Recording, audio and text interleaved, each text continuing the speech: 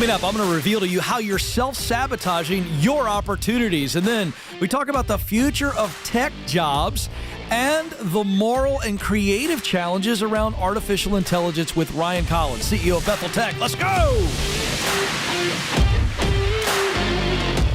Helping you win at work and in life, I'm Ken, and I want to talk to those of you out there who have this feeling quite often. Just can't catch a break. Man, life is just screwing me, man. I can't get an opportunity, Ken. I can't catch a break. All right, number one, I've been there. I have felt that before. In my early days, going after broadcasting, once I decided to go do it, and I realized I had no college degree in it, and I had not done any actual broadcasting before, I started having conversations. And those conversations might lead to another conversation here or there. And I'd send a couple emails here or there. In other words, I would just kind of just stick maybe that one little left foot out, you know. What is the song, the Hokey Pokey? You put your left foot in, you put your right in, and I was kind of doing the Hokey Pokey, right? Just one little foot here and just kind of left foot in, right foot out, not really committing. And as a result, I remember sitting on my back patio one morning, and I was having a pity party. I mean, I had the party hats, a little bit of cake, a little bit of punch, had it all there, except I was the only one there. I was just moaning and groaning. I've done this. I've talked to this person. I sent this email. I applied for this broadcasting thing. I can't catch a break. Nobody is noticing me. I don't even know who else to talk to. Am I delusional? I'm never going to catch a break because I just don't know the right people. I don't know enough people. No one is going to discover me. This is the spiral. I'm sitting on my back patio. I mean, you talk about the poster child for pathetic. That was me. I mean, I want you to literally, you know what I should have done, Alex? We should have taken one of my silly headshots and put one of those little cone party hats. Nathan, we need to see. I'm going to put Nathan to the test. By the end of the segment, Nathan, can we take a headshot of me and put a child's party hat? You know the one that has a little thin rubber band that could sometimes snap and sting you? That's what I was like on my back patio, just having a pity party of patheticness. I just made up a word. A pity party of patheticness. I was pathetic and I was wallowing in self-pity. So I've been in there. For those of you who are going, I just don't see any opportunities. Ken, I don't think I'm going to catch a break. Let me just tell you something. You're making excuses like I made. I don't know enough people. I don't know the right people. And if I did know them, or if I was connected to these people, because I'd get a connection every once in a while. Somebody go, hey, Ken, I'll make this connection for you. I'll set up lunch or I'll set up a phone call or coffee with this person. And I remember being reluctant to reach out. How many of you have been there before? You got somebody willing to make the connection and you're sitting on it. And the thing that's happening is doubt. We've been talking about doubt a lot this week, right? We talked about doubting that you have enough money, doubting that you have enough time. Today, we're going to talk about that you doubt that you have enough connections. And it's real. Because when you even get a connection, the doubt starts to go, well, they're not going to do anything for you anyway. They're just going to do a lunch. They're going to do the coffee. It's obligatory because they got a friend who asked them to do it, and they're going to be really nice, and they're never going to follow up. Come on. Come on. How many of you have had that happen to you? I'm going to raise both hands for me. And what happens is you just start to doubt that anybody's going to do anything for you, and it's another set yourself up and rejection, right? It's like, Ken, I've had a lot of first dates. Nobody wants to go on a second date with me. Ooh, it hurts. All right, so the voices are, I don't know the right people. I don't know enough people. And even if I did, I don't think they'd help me. I just can't get there. Now, as with every doubt, there's a kernel of truth to it. You aren't connecting with enough people, and thus you should know more people. But you can connect, and then when you do, you will meet more. And when we build those connections and relationships and conversations and connections, and it just begins to stack and stack and stack, and not every one of them pans out, but eventually it does. It's a law of numbers, right? Averages. Like the more people I talk to, the more opportunity I have for connections and then actual opportunity. So you might not know everybody you need to know, but you can go meet them. You can identify who you need to know, even in a small town, even online. Listen, who do I need to know? Let me go find them. I can connect with them. Is everybody going to connect back? Nope. Is everybody going to do something for you? No. But this is the process. So when you hear yourself say those things like, I don't know anyone, or I don't know the right people, or I don't know enough people, you need to adjust the mindset to say, but I can know the right people. I can know enough people. People will help me. Well, this isn't some little, mantra that we just meditate over and just make it happen. This isn't kumbaya crystals and the universe and all that crap. I don't believe in any of that. I believe in action causing a reaction. That's what I believe in. And so when I take action, so I have to think differently, then I feel differently, then I act differently, and then watch, I get different results. Can we just stop making excuses? That's what I've been driving at this week. Our excuses become a reality that we justify our inaction by. That's what we do. We go, here's this excuse. It's not rooted in complete reality, but we make it reality because we soak on it long enough, and then we realize, oh, I can spin this excuse as a smart reason for simply not acting. So find out who you know. I'll give an example. There's a lot of you are still going, I'm a little cynical, Ken. Thanks for the motivational lesson. Okay, let me get tactical for a moment, shall we? Here's the payoff. I wrote about this in my book, The Proximity Principle. There it is. It's on the shelf behind me. It's called The Law of the Zip Code, which says everything you need to get started is already around you, in your zip code. So I get people that call the show all the time. Alex and Joe have heard this a million times. Ken, I don't know enough people. So I always go, okay, well, how many people do you know? I'm talking in your little town, Facebook, social media, college, whatever. And they usually arrive at 150 to 200 people. I go, okay, 200 people. How many people do each of those 200 know?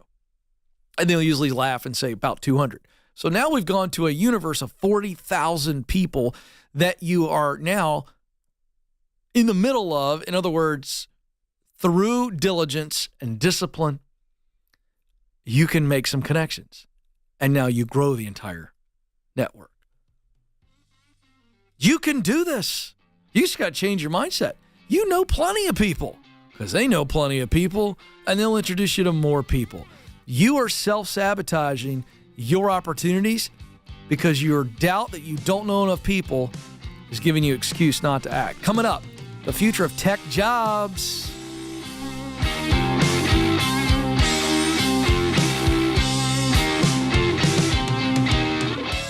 Do you know what you were born to do? In order to get hired at a job you love, you need to get clear on your talent, passion, and mission. That's why our team created the Career Clarity Guide.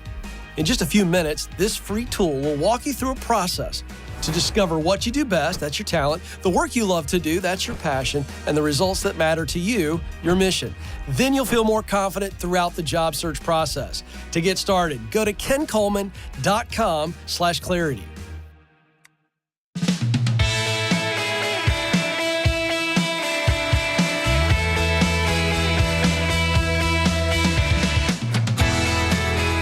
All right, folks, you're hearing news all the time about how the job economy may be changing and layoffs, and a lot of tech layoffs.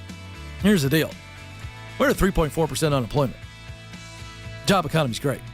And the future of tech jobs specifically is unbelievably bright. You don't have to work for Google or Meta to win big in tech. Tech is everywhere in every industry. My good friend Ryan Collins is a partner to the Ken Coleman Show and everything that I'm doing here at Ramsey Solutions. Joined me recently because I wanted to walk through what I'm seeing in the news about the future of tech jobs. Watch this conversation. Okay, Ryan, this is so great to have you back in. Bethel Tech, we send so many people to your school. And before we dive into the future of tech, this brand new book, The God of Tech, before we get into that, let's just give a snapshot of how real people who watch and listen to this show are doing as a result of Bethel Tech. Yeah, I mean, how we've been working together 2 years almost now. So it feels right. 9 months to go through the program. 85% of the Ken Coleman students, audience that graduate with Bethel Tech, who are seeking jobs, are getting jobs. Yeah. And we've had some incredible testimonies. We had one guy that went from making, $25,000 a year to making six figures. I mean, just life. Oh, I know. My mind blown away by this. Yeah. And this is the reason that I love our partnership. Yeah. Is this is no nonsense. Training people to actually win in the world of tech, and tech's not going anywhere. And I wanted to get your take really quick. I know you've got the list, but just to give you an idea of what Bethel Tech does and then what it means for your future, the fastest growing tech jobs of the future, virtual reality developer, security engineer, UX designer, video game designer, cloud engineer, chief digital officer. Now, I want to pause on this one because this is a new executive role, a chief digital officer. Yeah. And the question I have about this is, because this article says that this is a new C-level leadership role, and it's helping businesses and organizations use digital information and new technologies to create and grow value. And my question is when you hear that, they got to have a deep knowledge of technology, obviously some basic tech skills that they've exhibited, but it's really understanding how to drive value. Yeah. Is it reasonable to believe that someone who comes through Bethel Tech and gets these different training, if they've got the people skills, the ability to lead, and that's a big part of what you all teach, they could step into these new roles, chief digital officer? Yeah, you're 100% right. And what that tells me is that the future of work is in tech, that every company to some extent considers itself a digital company or a tech company. When you think of a tech company, you might think of Facebook or Google or Amazon, but it's also Bank of America and Chipotle and Cigna. And they're falling over themselves to find qualified talent in the tech industry because this is where they're putting a lot of their emphasis and focus. So a chief digital officer, I think, is probably just the fruit of that intentionality.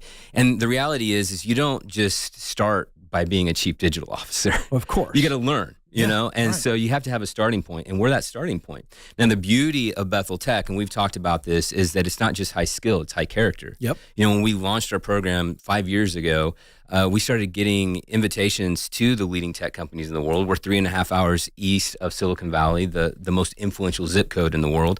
And it wasn't the skills, the tech skills, that gave us a seat at the table. It was actually the fact that we were intentionally focused on character building skills, things like healthy relationship and community, brave communication and conflict resolution, trustworthiness, which is the number one soft skill that companies are looking for. These are all biblical principles. We're the first and only Christian coding boot camp in the world, but these are the same types of soft skills that companies are investing millions of dollars to improve their workplace culture. So to get to this point, you have to have the tech, but you have to have the high integrity, and you have to be able to work closely with people. And that's what I love about what you guys are doing. You're going to train them how to actually interact with people and win. And would you say that it really does separate the rock stars from just the successful tech worker if they've got those soft skills, those character traits? Yeah, absolutely. And we know this. I mean, if you know the skill, but if you know how to communicate it and you can work with people, then that is a recipe for being a great leader, not just in tech, but in any C-level position. It really is. How do you treat others? How do you, I'm a firm believer in servant leadership. How do you serve those that actually are part of your team and elevate them? And that's what this is looking at. And to this day, those major tech companies still see us as the first boot camp and really one of the few that is intentionally focused on the character component. All right, so maybe a tough question, maybe not. Can an introverted, and I'm playing on a stereotype, which is why I even paused to ask this question, but I think it needs to be asked. Yeah. Is the stereotypical quiet, reserved, I don't want to be around people, techie, can they thrive in a leadership role, even if that's how they're wired?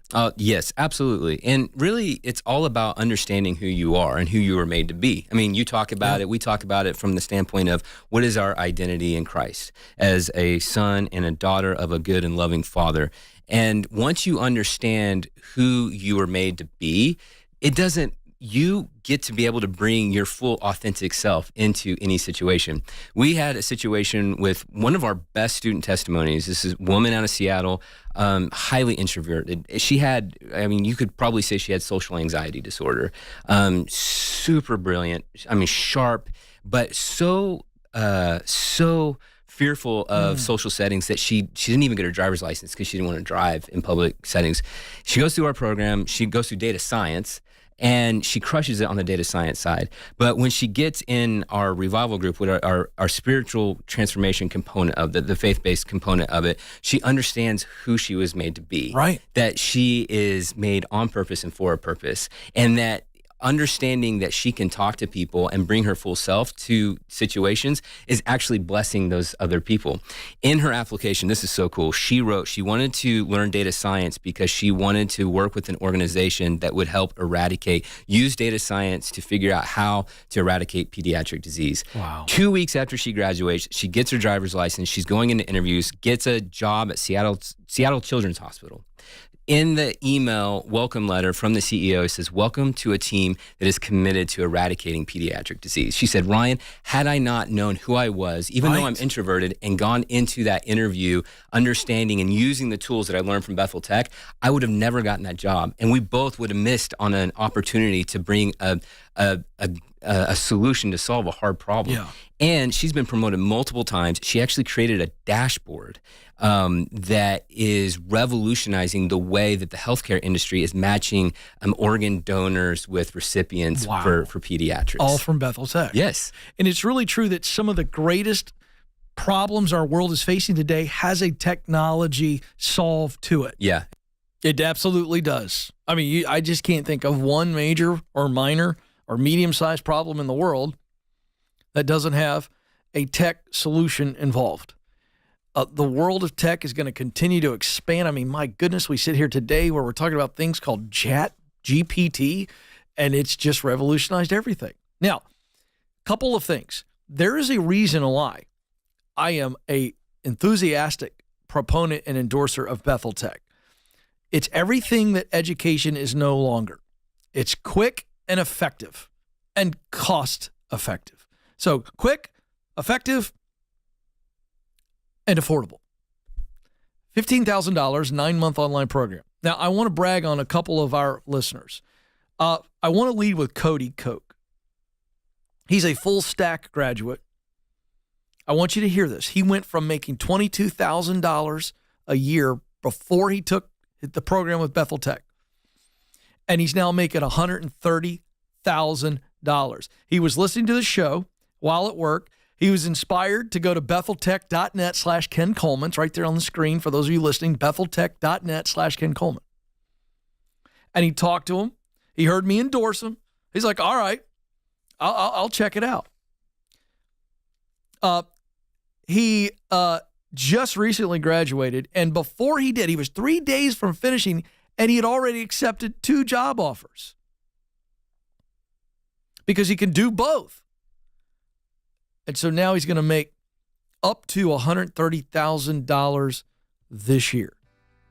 Folks, he didn't have any experience before this. I don't care if you're 55 or 25 or 15. You ought to be thinking about betheltech.net/Ken Coleman's the site. Just call them and talk to them. They're going to take really good care of you and prepare you for a better life.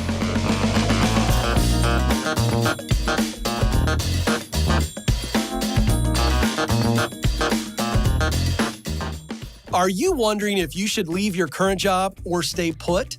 You're not alone. That's why we created the Should I Quit My Job quiz. In just 5 minutes or less, this quiz will help you determine if you're at the right company and if you're in the right role. If you need to make a move, you'll even get practical next steps to keep you moving forward.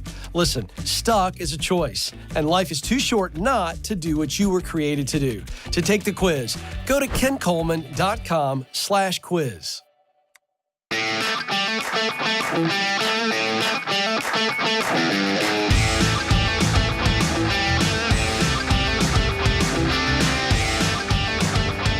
I told you so. I love saying that. I don't get to say that much more in my life. Been married almost 25 years. I have 3 teenagers. I'm rarely right. Let's be honest. Can we? I'm no victim, by the way. I know when I say that, I'm being sarcastic. Everybody relax.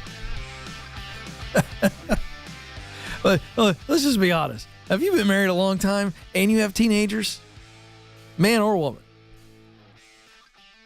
You don't feel right very often. But let's be honest. If you want to have a happy, sustained marriage, which I have, yes, dear. You're right, honey. I'm sorry. These are key phrases. Young Nathan, the video producer, is in there shaking his head. You've been married how long, Nathan? 9 years, and you're already discovering this. Yeah. It's really true. Words to live by. All right. Here's what I was right about. I told you so. Wall Street Journal headline.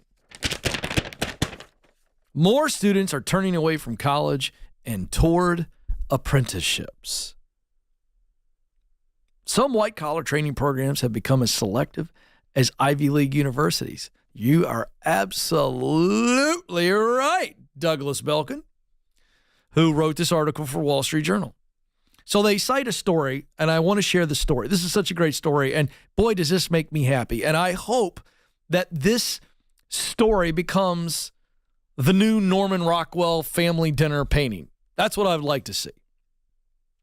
Dina Sosa Cruz sat with her parents and sister in the family's living room last spring, and they were looking at her educational future and her options. She had just been offered a full academic ride to the University of the District of Columbia and an apprenticeship in the insurance industry. Now,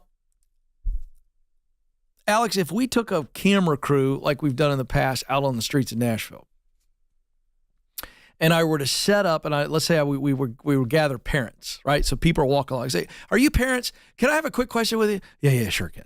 Okay, I want to give you a scenario. Your kid sits down with you in the living room and tells you they have a full academic ride to a college, and they have an apprenticeship in an industry that they are interested in going into. Mom, Dad, both of you answer. Which one would you tell your kid to choose? I'm going to tell you right now, I'm going to bet you 8 out of 10 parents would say, I'd take the full ride.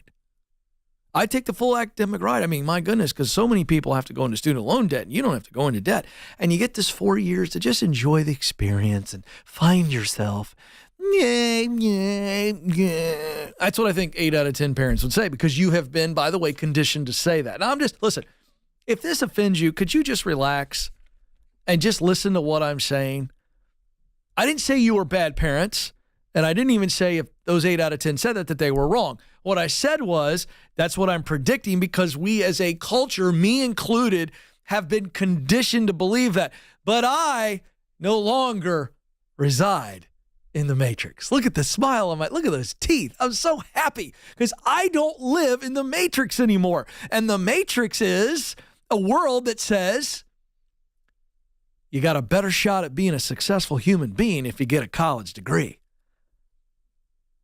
And that is garbage. The machine has created that message. That might have been true in the 50s and 60s, maybe the 70s. We could keep going along, but it's no longer true.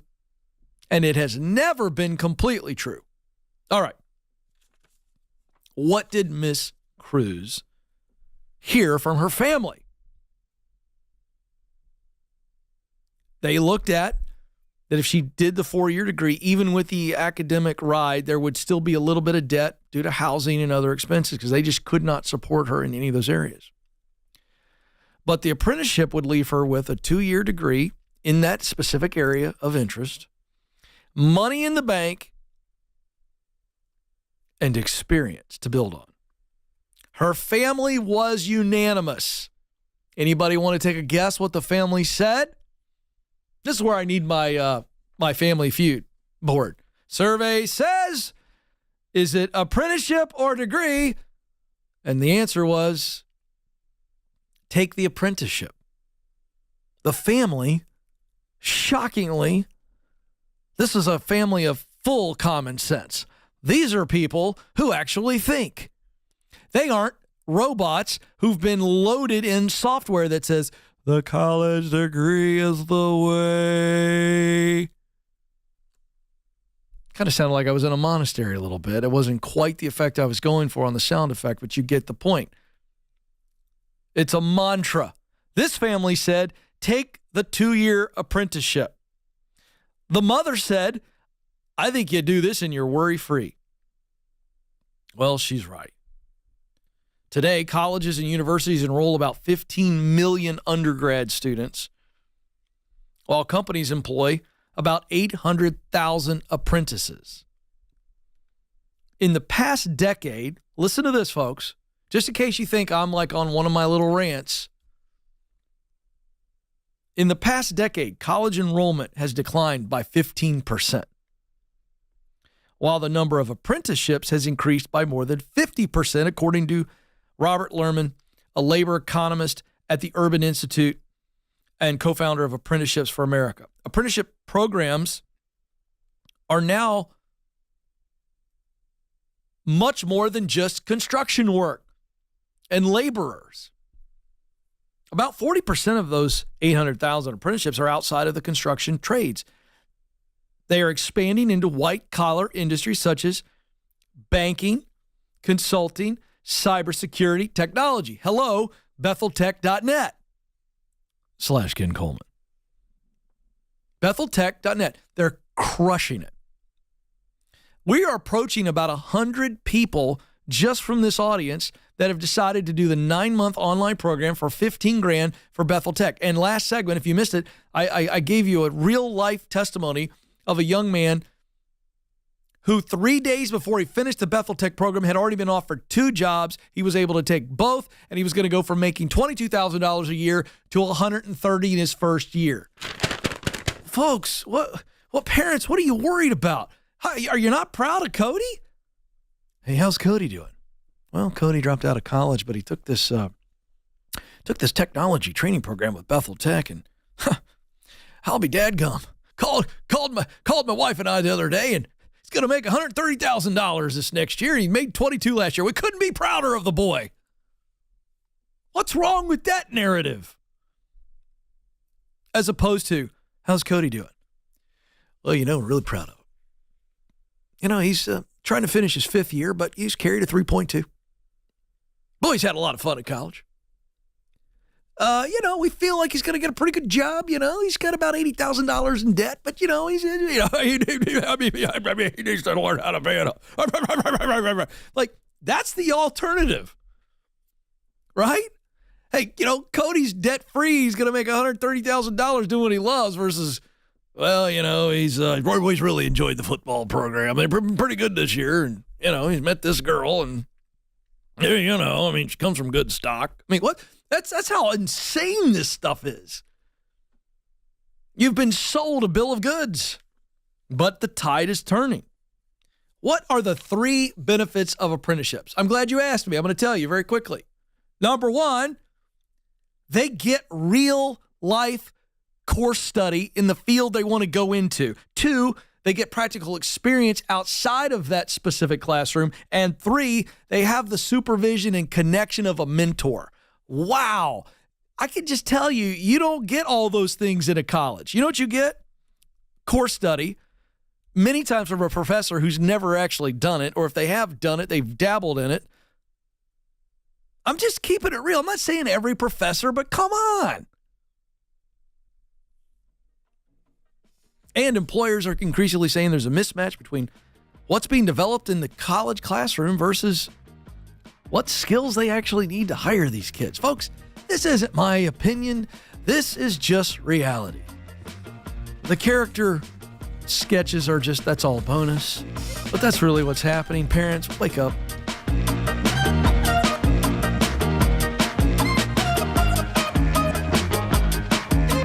Did you know that recruiters take an average of 6 seconds to scan a resume? And that's if they ever see it in the first place. In fact, 75% of resumes are rejected before reaching a hiring manager. Listen, folks, if you want to get hired, you've got to make your resume worth noticing. That's why we created How to Write the Perfect Resume. This free guide will walk you through the 5 steps to stand out in the hiring process to get you your dream job. If you want to get started, go to kencoleman.com/resume.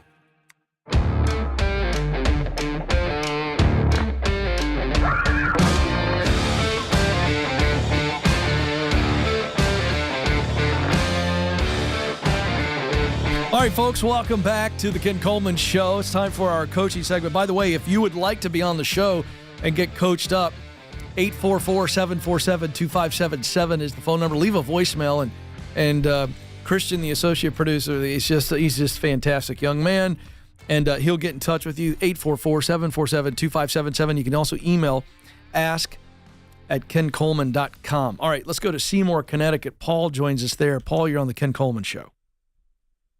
Hey, Ken, I'm a big fan of yours. Oh, thank you. And thank you for taking my call. I really appreciate it. I really appreciate you. What's going on? Yeah, I'm in a bit of a quandary here. I had a really good middle career, mid-40s. I had a really good job toward the middle of last year that I was at, and I got recruited out of that job. And here I find myself from October till now, so 6 months, had a really good review 2.5 weeks ago. And literally Tuesday, I was put on a performance improvement plan. So for various reasons, so they're saying, I think I'm being set up for just them kind of getting rid of me here. Hold on, Paul. So you're telling me you had an annual review, a good performance review 2 weeks ago? 2.5, yeah. 2.5 weeks ago, you had a good performance review, and now you're being put on notice. Are the things that are in the performance improvement report, were any of those mentioned in your performance review? Not as stringently as in this, this tip they call it. There's always, things to work on kind of thing, but overall everything was really good. Keep doing what you're doing kind of thing. And then, it's quite serious the way they worded it in the this PIP review. But is there some consistency between what they mentioned in the performance review? I understand the tone, and it does feel confusing to me. Very minor, to be honest with you. So it's like a real, so it's about face. It's an about face. They've just totally flipped it. I think somebody finally realized, I've been working through the projects, and at a certain point on one of these projects, things have been challenging, but I've been communicating that at all levels of the organization, and they finally, I feel somebody's got to take the hit, and why not the new guy, I suppose. I think there's something there. I do. Let me tell you what I think, and I don't know this, but I think this is going to inform my advice. Yeah. I think you got 2 different people behind the 2 different reviews. That's what I think.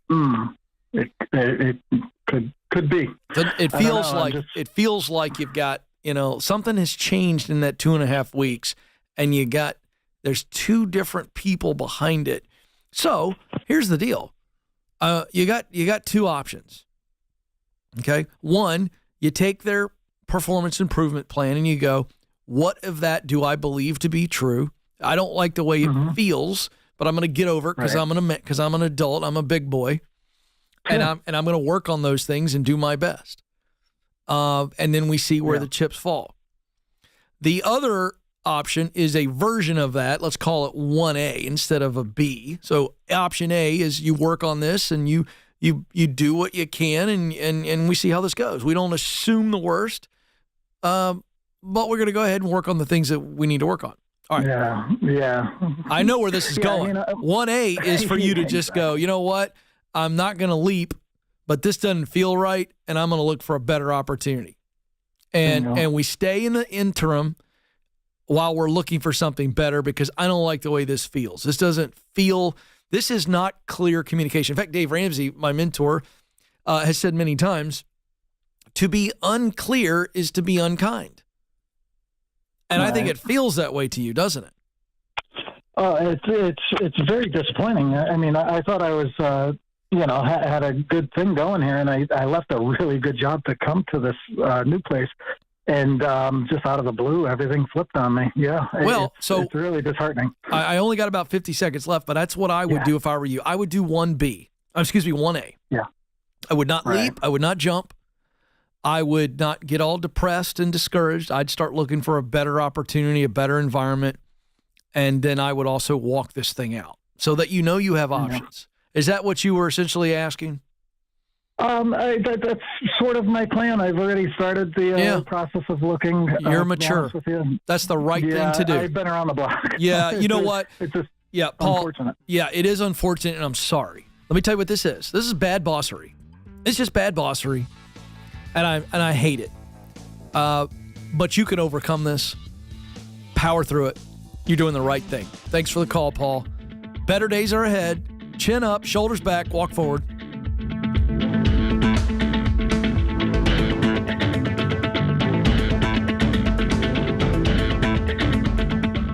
According to Glassdoor, the average job offer attracts over 250 applicants. If you've made it to the interview, you've already made a great impression. So now is the time to showcase how you are the best choice for the role. That's why we created How to Win the Interview. This free guide will walk you through the 5 strategies to help you stand out amongst the competition. With just some intentionality, you can prepare yourself to win the interview. Go to kencoleman.com/interview.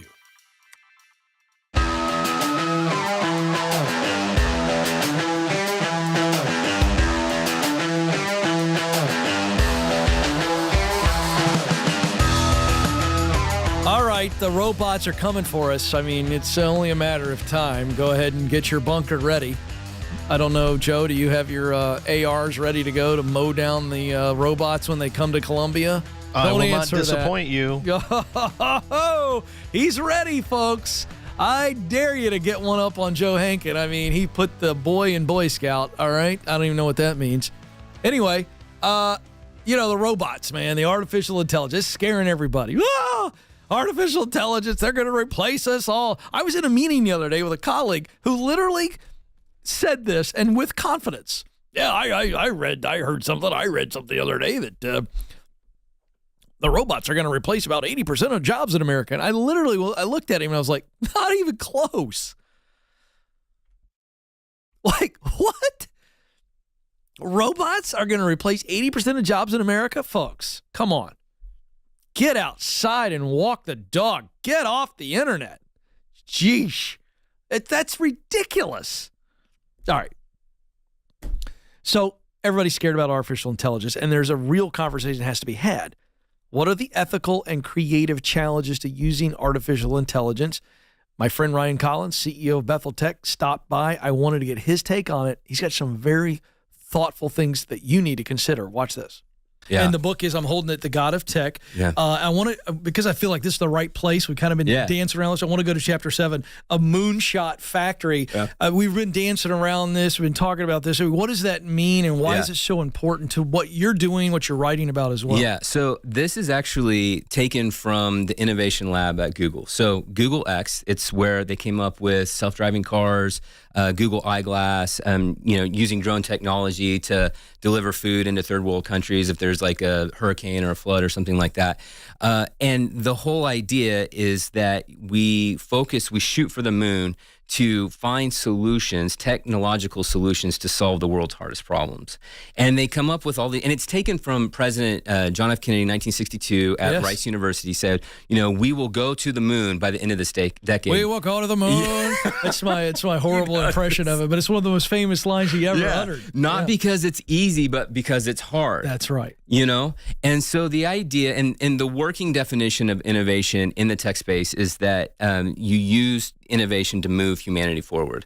I think that's wonderful, but from a Christian perspective, I think it's incomplete. We actually move humanity heavenward so that they understand, again, who they are in Christ and what they were called to do. Yeah. So taking the concept of, okay, the church should actually be the moonshot factory. If we, as the Apostle Paul says in 1 Corinthians 2:6-16, that we have the mind of Christ, that God actually reveals his wisdom to us, not in the flesh, but from spirit to spirit, that we get to actually partner with the Lord to create, innovate, and pull heavenly solutions for earthly problems so that all that would taste and see the Lord is good. Oh, that's so that's good. what the moonshot factory is. Yeah. And as believers, we should be engaging the space, not Yes. running from it, because the drive-by narrative is that the tech space is an entirely humanistic endeavor. Right. That doesn't set well with me, Ken, Yeah, because if you look at how the tech space operates, what other sphere of society operates in a higher level of faith in the invisible realm than the tech space. That's right. You know, we airdrop pictures from, in invisible space. We get on Zoom calls. All this is done by transferring information through invisible space. Yeah. Well, and again, I say it on the show a million times. You were created.